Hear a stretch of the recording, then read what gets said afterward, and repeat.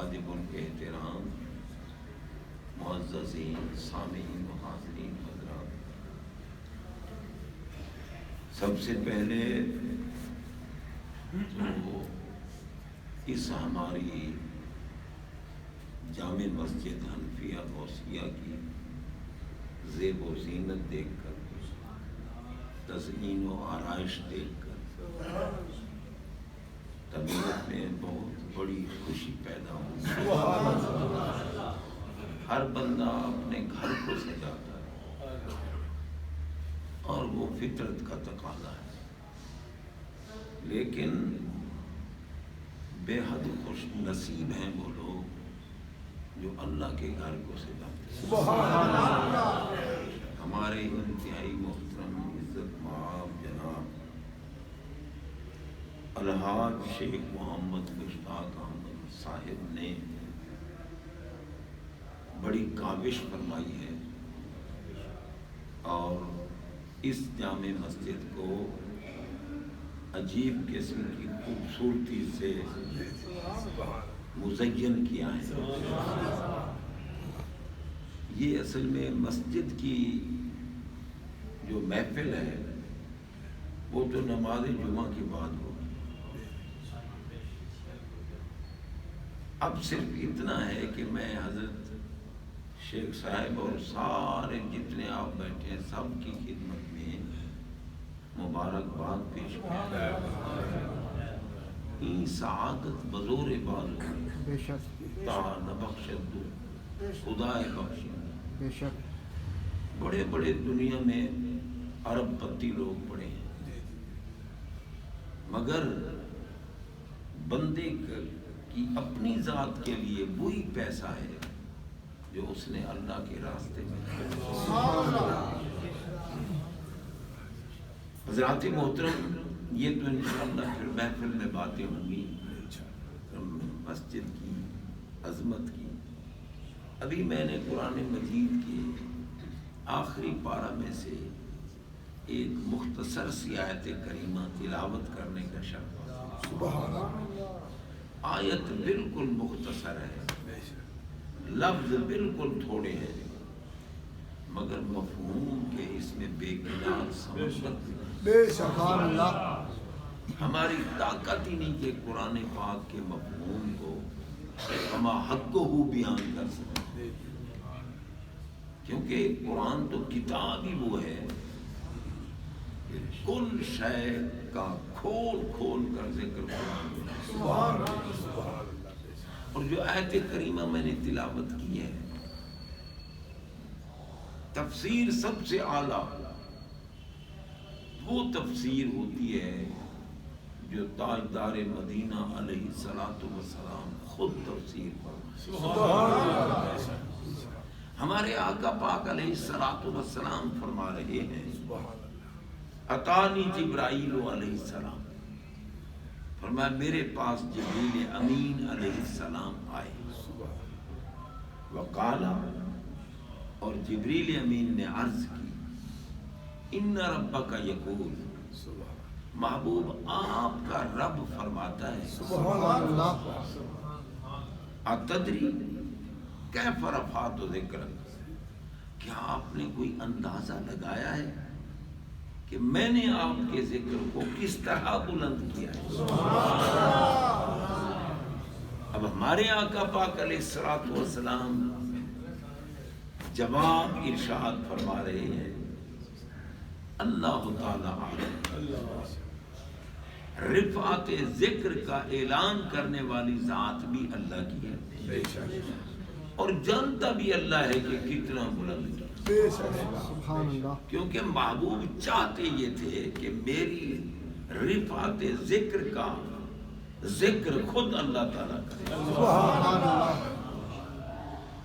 قالا، اللہ تعالیٰ نے فرمایا، اذا ذکرت ذکرت معی، محبوب آپ کے ذکر کو ہم نے یہ بلندی بخشی ہے کہ میرے ذکر کے ساتھ آپ کا ذکر کیا جائے،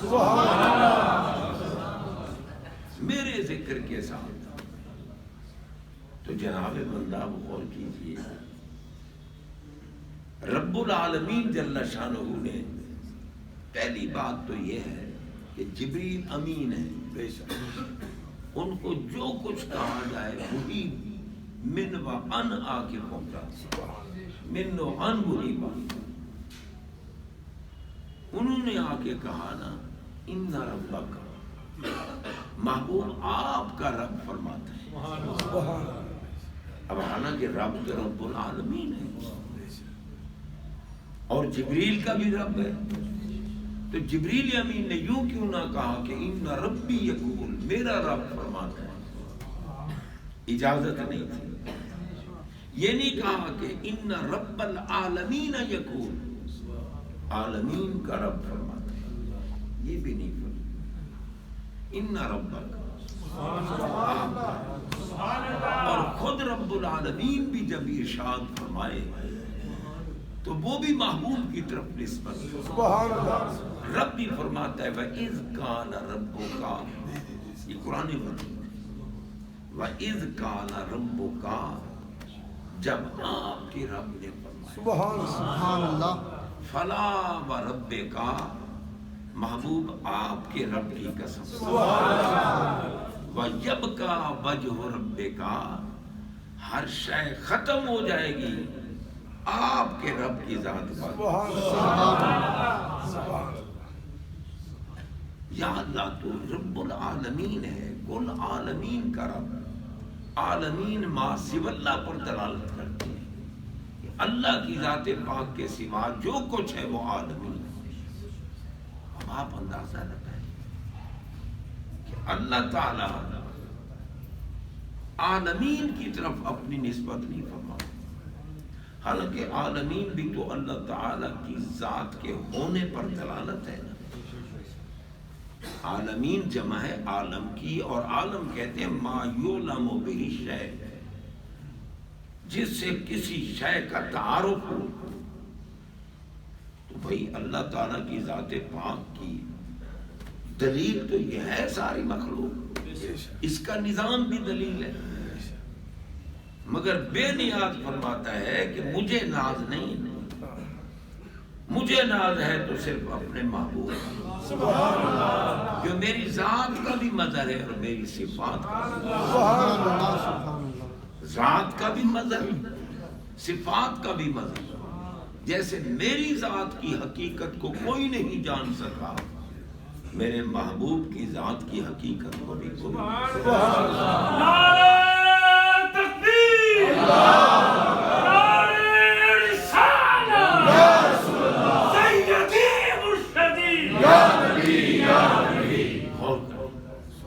رب العالمین جل شانہ کی ذات پاک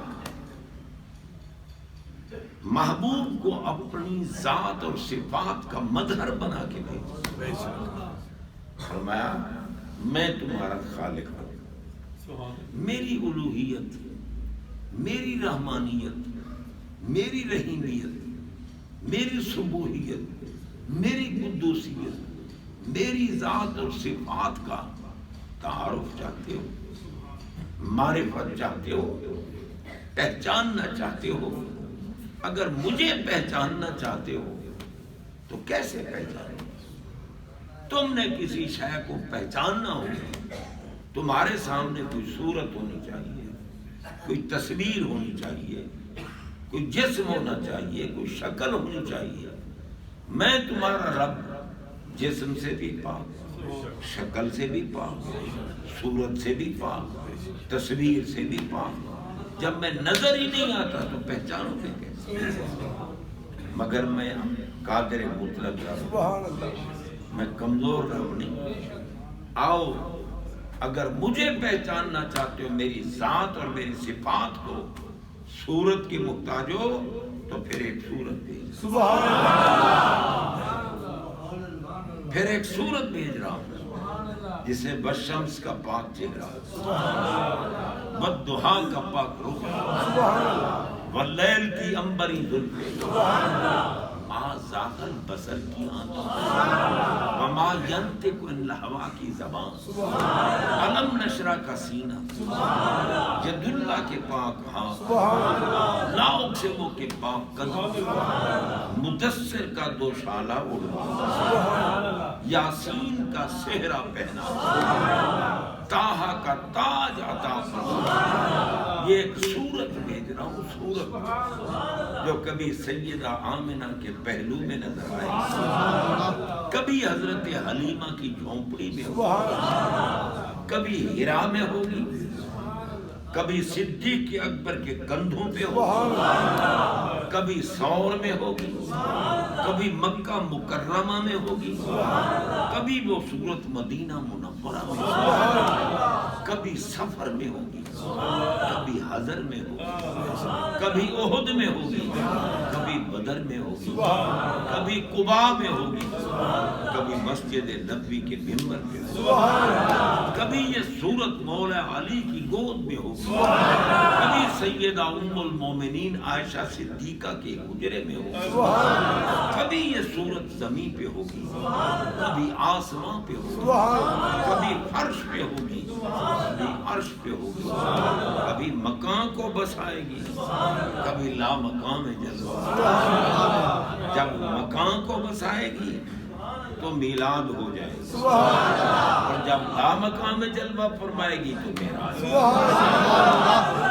جب مخلوق کے پاس آئے گی تو میلاد ہوگا، جب خالق کی بارگاہ میں جائے گی تو معراج ہوگا، جب بانٹنے کے لیے آئیں گے تو میلاد ہوگا، جب لینے کے لیے جائیں گے تو معراج ہوگا، جب بشریت کا پردہ اڑھیں گے تو میلاد ہوگا، اور جب نورانیت کا جلوہ دکھائیں گے تو معراج ہوگا، اور جب مقید ہو جائیں گے تو میلاد ہوگا، اور جب قیودات کے پردوں کو پھاڑ ڈالیں گے تو پھر معراج ہوگا۔ میلاد والے کا معراج کیسا اور معراج والے کا میلاد، کیونکہ میلاد ہے مقام میں آنے کا نام، اور معراج ہے لا مکان کو بسانے کا نام۔ بھئی مکان کی ضد ہے لا مکان، اور لا مکان کی ضد ہے مکان۔ جہاں مکان ہے ہی نہیں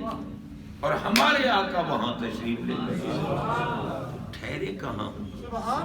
مکان تو ہے، تمکن تو ہے نہیں، مکینیت تو ہے نہیں، استقرار تو ہے نہیں، ٹھہراؤ تو ہے نہیں، وہاں نہ اٹھنے کی بات ہے، نہ بیٹھنے کی، نہ ادھر ادھر، نہ جدھر کدھر۔ سراغ عین و متاع کہاں تھا؟ بریلی کے تاجدار بولے، سراغ عین و متاع کہاں تھا؟ نشان کیف و الا کہاں تھا؟ نہ کوئی ساتھی، نہ کوئی راہی، نہ سنگ منزل، نہ مرحلے۔ اٹھے جو کسرے دنا کے پردے، کوئی خبر دے تو کیا خبر؟ ثم دنا فتدلی فکان قاب قوسین او ادنی۔ بتاؤ پھر محبوب کی حقیقت کو رب کے سوا کون جان سکتا ہے؟